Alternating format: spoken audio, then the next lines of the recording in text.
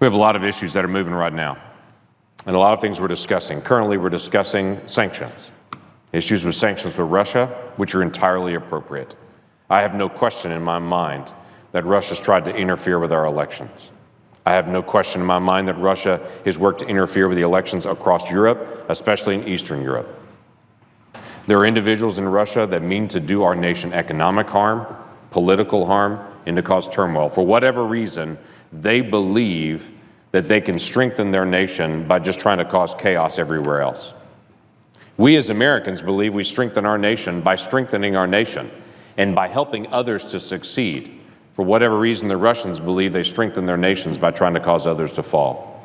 It reminds me a lot of bullies on playgrounds in middle school. But for whatever reason, they've not advanced to the level that they find great joy in helping others. They find their pleasure in trying to diminish others.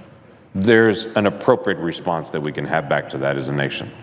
That is the continued sanctions and to be able to press that. With this sanctions conversation we have about Russia, we also have an ongoing conversation about sanctions with Iran.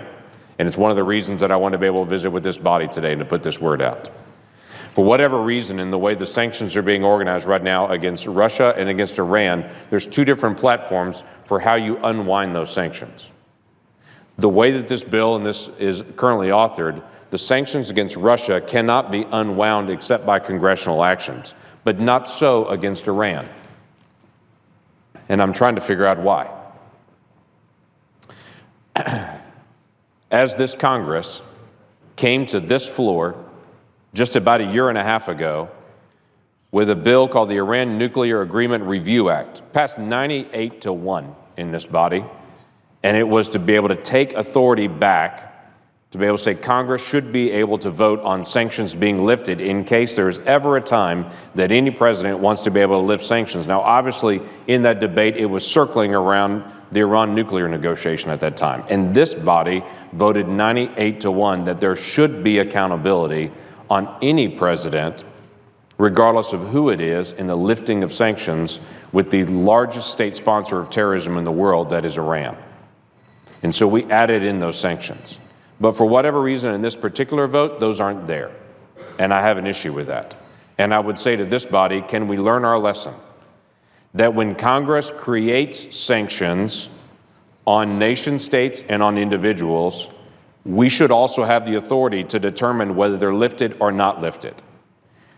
Because of that, I've filed simple language to be able to take the bill that we have currently and to be able to add in simple language that says something very straightforward. The president can, for national security reasons, lift sanctions on the nation or on individuals for 120 days, but cannot renew that until it comes back to Congress. And if it is truly for national security reasons, there won't be any problem convincing this Congress, either body, that it's essential to be able to do that. But if you can't convince this body that it's for national security reasons, you're certainly not convincing the American people of that.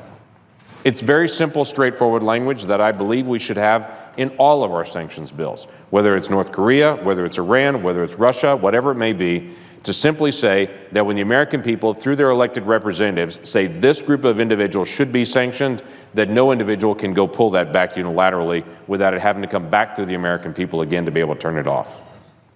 That's how we've worked as a nation. I believe that's how we should work in the days ahead.